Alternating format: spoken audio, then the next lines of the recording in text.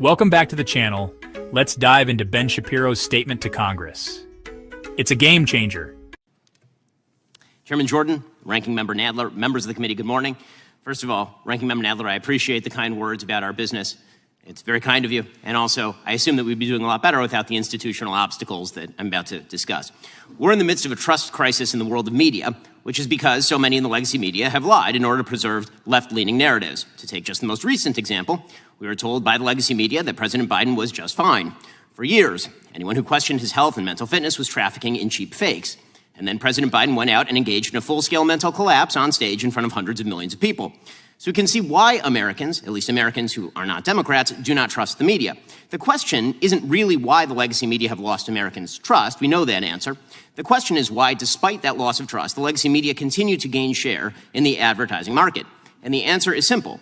There is, in fact, an informal pressure system created by Democratic legislators, this White House, legacy media, advertisers, and pseudo-objective brand safety organizations. That system guarantees that advertising dollars flow only to left-wing media brands. Let me explain how this works. When a conservative competitor to the legacy media arises, members of that legacy media and their political allies rush to paint such competitors as dangerous. The commentator Kara Swisher of the New York Times, for example, told the head of YouTube that my videos at Daily Wire were a, quote, gateway drug that would lead children, including her own teenage son, to watch neo-Nazi content. Never mind the yarmulke. Elected Democrats pick up that same messaging. In 2017, Senator Dianne Feinstein told lawyers at Facebook, Google, and Twitter, quote, you created these platforms and now they're being misused, and you have to be the ones to do something about it, or we will. Social media companies react to incentive structures, including threats. They have responded by adopting the standards of third-party left-wing informational safety groups like the Global Alliance for Responsible Media, or GARM. GARM purportedly sets brand safety standards, objective standards by which advertisers and platforms can supposedly determine just what sort of content ought to be deemed safe for advertising.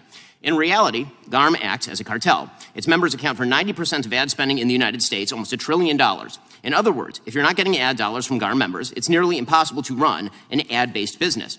And if you're not following their preferred political narratives, the ones that Kara Swisher and Dianne Feinstein would follow, you will not be deemed brand. He highlights a trust crisis in the media, pointing fingers at legacy outlets for pushing left-leaning narratives. According to Shapiro, these outlets face little accountability while public trust erodes. But wait, it gets juicier.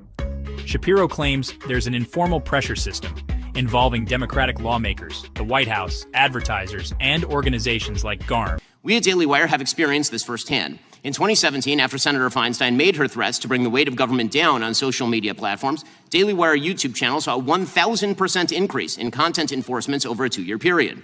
Since 2021, after Democrat officials further turned up the heat on social media companies, my personal Facebook page has seen an over 80% drop in impressions. Or take Joe Rogan.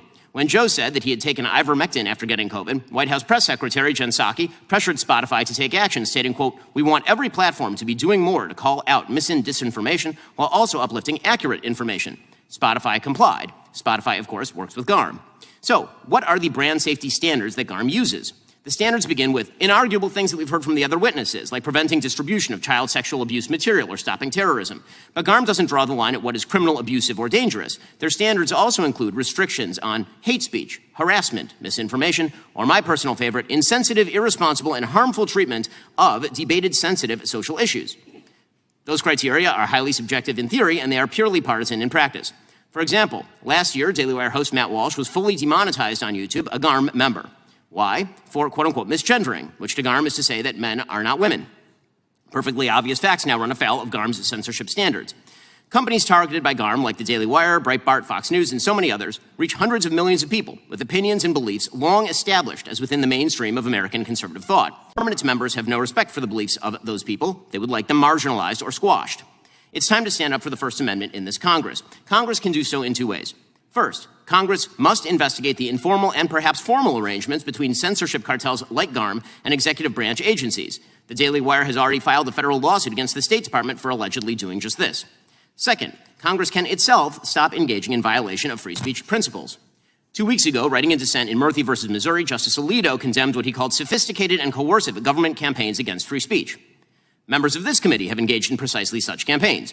When Congressman Schiff speaks about targeting social media companies that must be, quote, pulled and dragged into this era of corporate responsibility because they are too tolerant of misinformation, he knows what he is doing. He is participating in a sophisticated coercive campaign against free speech. He backs his claims with examples: demonetization on YouTube, declining Facebook impressions, and Joe Rogan's ivermectin controversy. All supposedly due to political and ideological bias, masked as brand safety. Shapiro acknowledges that while standards to combat child exploitation and terrorism are valid, they also sneak in subjective and partisan restrictions on sensitive social issues. In his fiery conclusion, Shapiro urges Congress to investigate these censorship practices. He calls for an end to coercive campaigns against free speech, stressing the importance of protecting constitutional rights from indirect restriction.